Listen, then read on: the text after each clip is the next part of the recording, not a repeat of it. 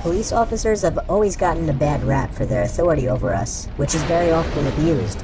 However, the police are the first ones to get called into action whenever trouble arises, and they'll no doubt see some disturbing stuff. Here are 4 haunting stories of former police officers. Number 4. I was a cop for 30 years. I retired at the age of 50, so of course I had some weird calls. But I'll never forget the night that me and my partner Steve were called to respond to a domestic abuse report. The call was made by a neighbor. These calls were never really a big deal. It usually gave us something to do during the night. Not that I enjoyed dealing with couples fighting and all that stuff. So we arrived at the house. I still vividly remember the address, and I remember the door was left wide open. The second we stepped inside, the strong scent of marijuana filled our lungs. It was everywhere. Not just marijuana, though. There was a strong smell of chemicals, which we assumed was either meth or cocaine.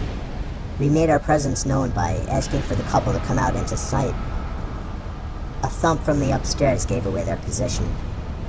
Steve had his hand on his holster, ready to pull his gun. But me?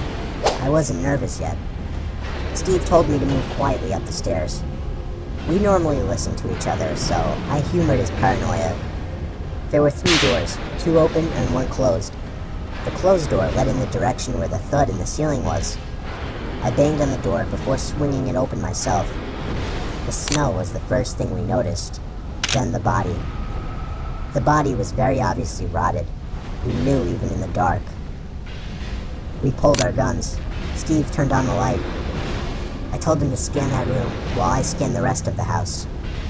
I was shaking all over now. I hated my job at that moment. I wanted to run back to the car and leave, for I was sure I could die at any moment.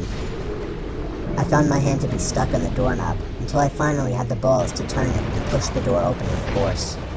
I turned the light on, but there was nobody inside. It was a disturbingly tiny room.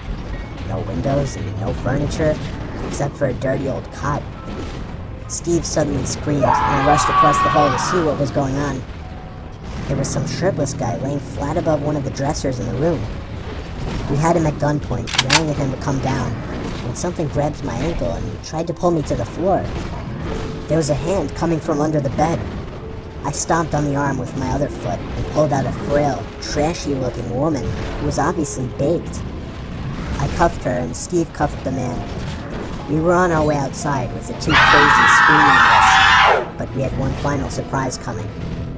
Some psycho from upstairs started screaming, charging at us down the stairs with a knife raised in the air. Steve reacted just fast enough to save my ass by 2 seconds, shooting the guy dead. This was a crack house. Somehow none of the neighbors could smell anything suspicious.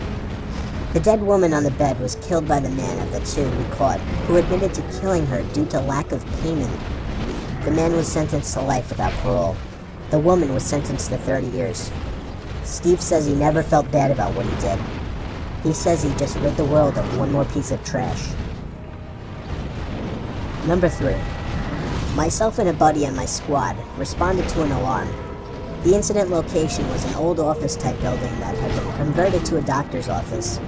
There was a pharmacy attached to it as well.